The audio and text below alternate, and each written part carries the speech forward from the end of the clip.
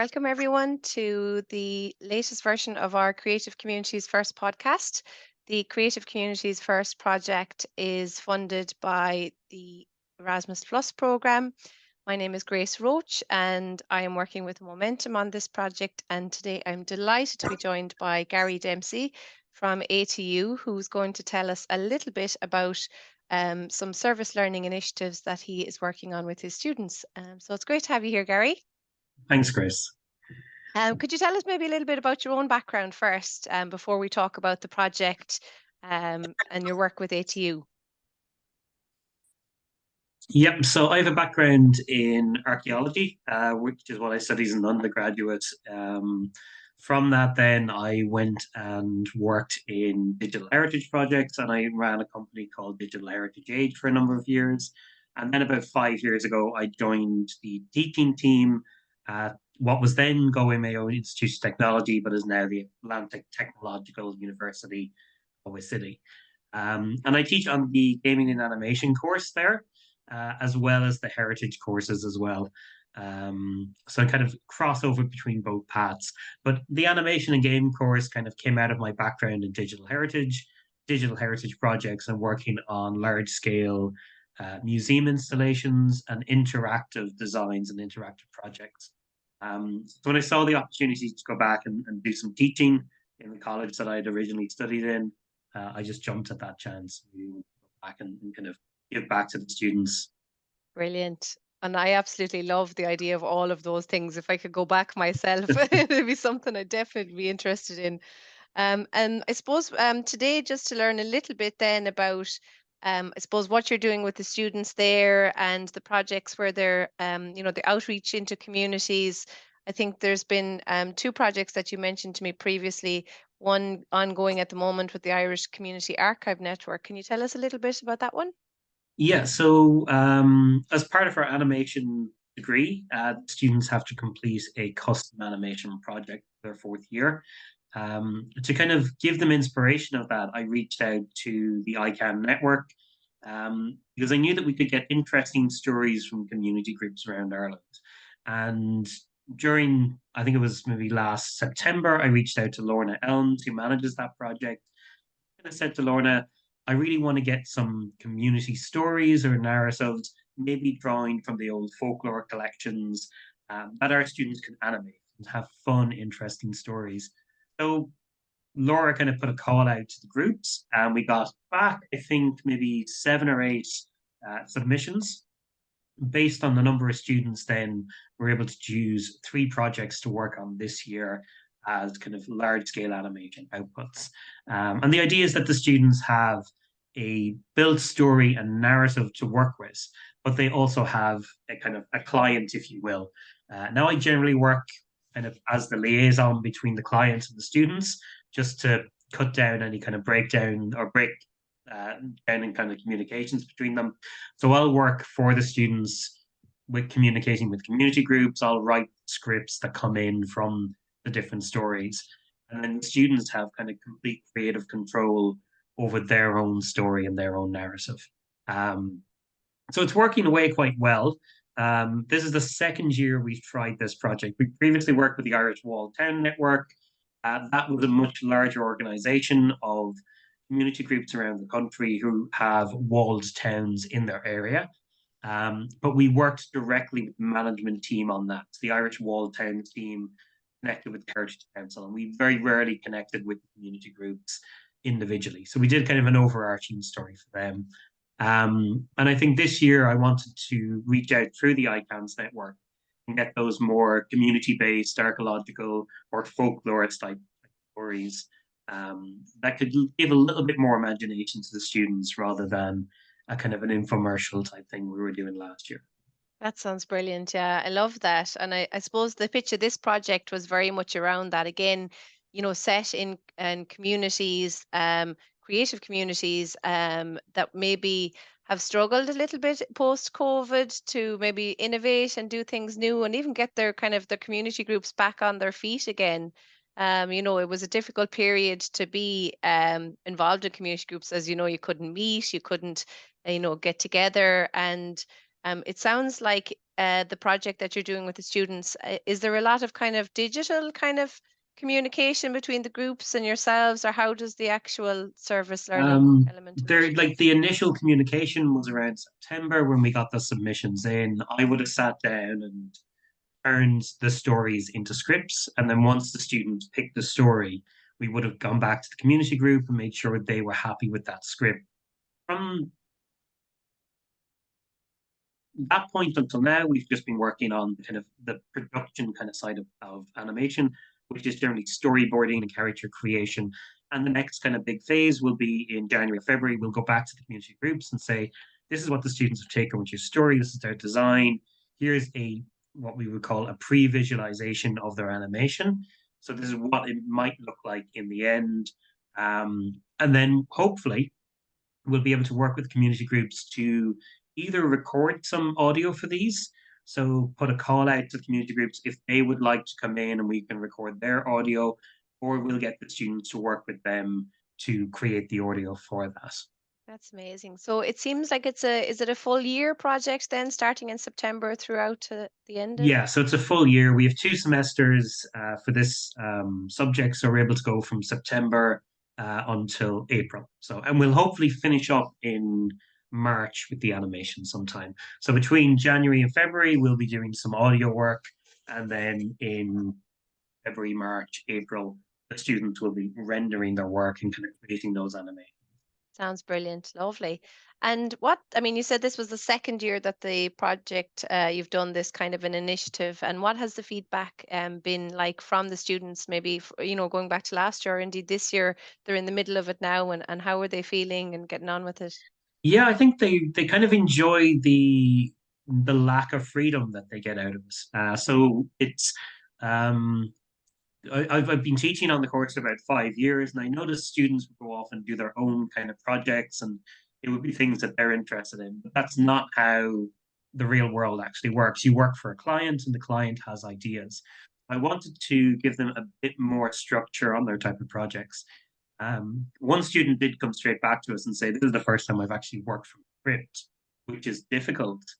And I thought that was an interesting bit of feedback. Like they've been asked to write their own scripts before, but never worked from someone else's work. So it gives the students a much more real world experience. Our fourth year students would be just back from work experience. So they've worked in offices or they would have worked online last year. But these students are really enjoying the project, enjoying the challenges the project puts in front of them. And generally, from the year before, we would have kind of had a lot of work to do in January and February because the students would have only a certain amount of work done till December, and then the project might need to take a left turn because the client mightn't like what's being done.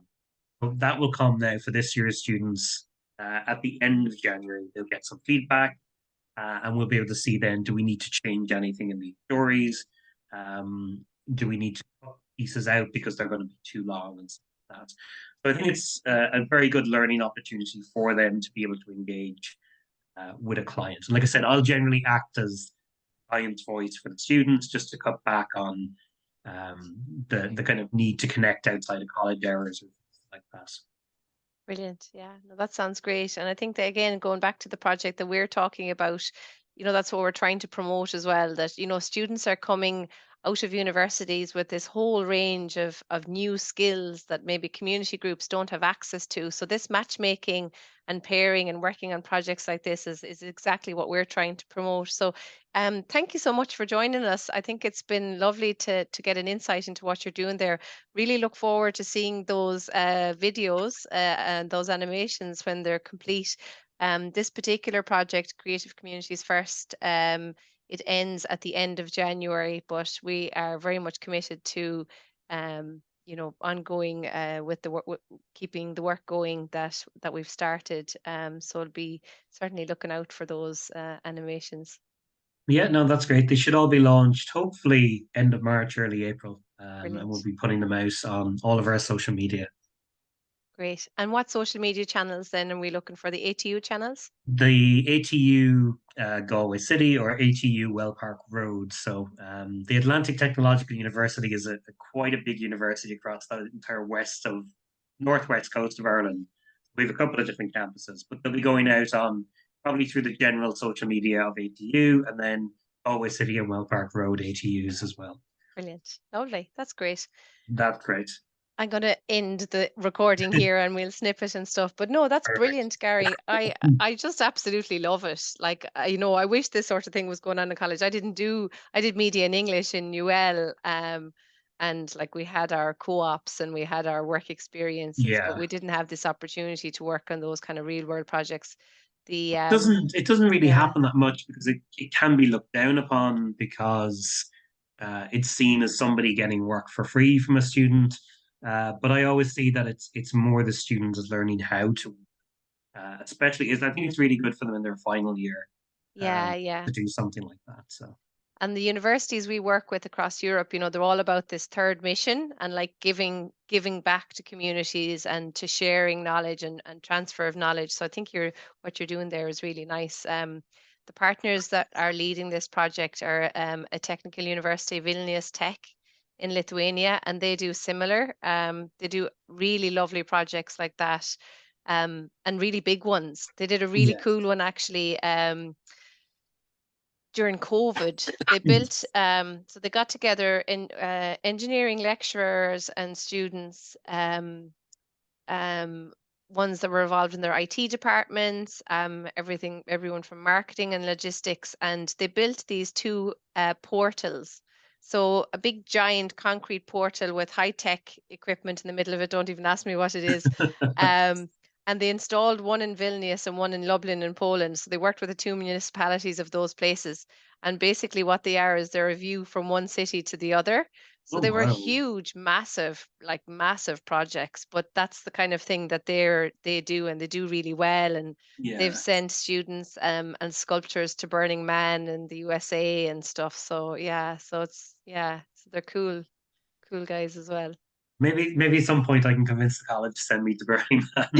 wouldn't that be great? It would, yeah. We just come up with a nice project, so to Yeah, convince them. exactly. I think they had some foundation working with them on it. And help them fund the creation of the sculpture. But even just to ship the thing, like it was humongous to ship it from Lithuania Yeah, yeah.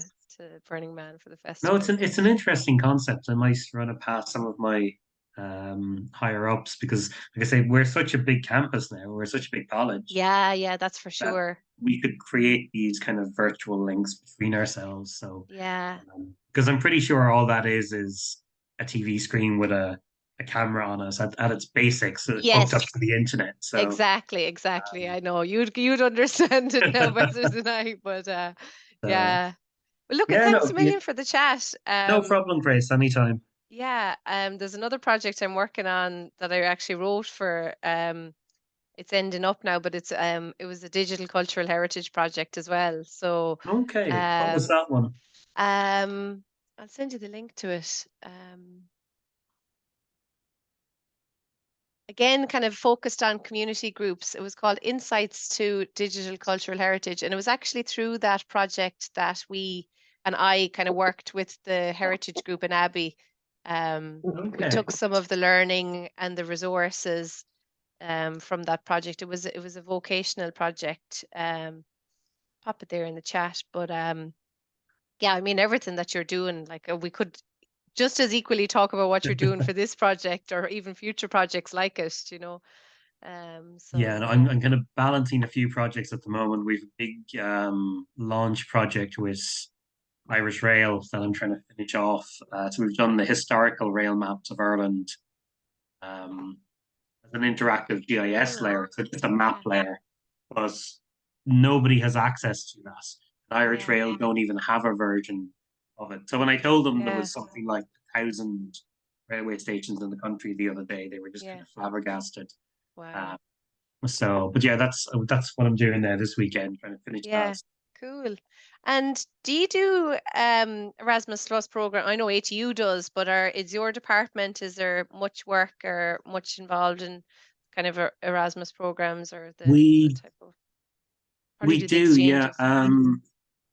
I don't know who manages them.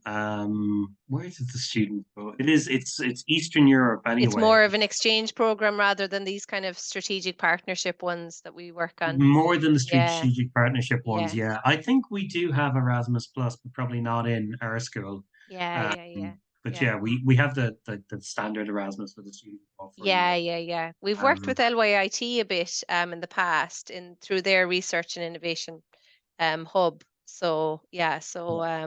yeah, no, No, it'd I be think great. Yeah, Paddy just to Tobin, who's the head of school in, so I work in CCAM, mm, Center for Creative Arts and Media. So he would probably have some connections, but I know Rick Officer, our kind of research officer, yeah, Rick has done, or he's mentioned Erasmus Plus a couple of times. yeah, yeah, yeah, There are opportunities to go to yeah. other places and to work with other things. But yeah, sometimes you just don't get time to look Oh, at yeah, these when they come I up, know or that well. Yeah, you yeah, miss yeah, the deadlines, so yeah, you yeah, you yeah. don't have a chance to do any of that. So, I hear you. I hear you. Well, look, which it was really. I'm just delighted to have the chat. Such cool stuff you're doing, and I'll keep things in mind. I'm sure there'll be opportunities. Sometimes we have events for these projects, and if you're interested in coming and speaking at an event sometime, we'd love to have you. I think be great. I know that would be interesting. So yeah, Yeah, yeah. definitely keep in Keep in touch touch. anyway. Yeah, So cool. okay, thanks, Thanks, Grace. Gary. Enjoy the Christmas, and thanks again for your time. Same I to really yourself. appreciate it. No Bye problem. bye. Thanks. Bye. Bye.